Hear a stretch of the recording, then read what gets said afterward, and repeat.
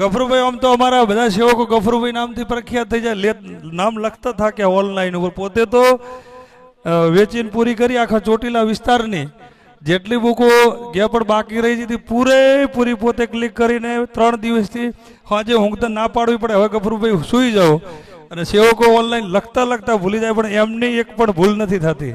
એટલે માં લાખોના રઘનાથપુરી બાપુના ગૌ માતાના ખૂબ ખૂબ આશીર્વાદ. તમારી તો અમારે પરિચય આપવો પડશે સ્ટેજ ઉપર. બધા લોકો ગોતે છે ગફરુભાઈ કોણ છે. એક જ વિડીયાથી આખું ગુજરાત હલાવી નાખ્યું છે. એક પોતે વિડીયો મૂકે એના પછી આખું ગફરુભાઈ આખું ગુજરાતની અંદર ખબર પડી કે ના ગૌ સેવા થઈ રહી છે. એટલે માં લાખોના રઘનાથપુરી બાપુના ખૂબ ખૂબ દિલથી આશીર્વાદ. આ સેવા એ રઘનાથપુરી બાપુની ગાયા માટેની છે. અને માં લાખણીજીએ એવો વિચાર કર્યો કે લાખિયા ધરા ગાયા માટે પોણી પાવા માટે પથ્થરમાંથી પોણી કાઢીને ધરો બનાવ્યો હતો.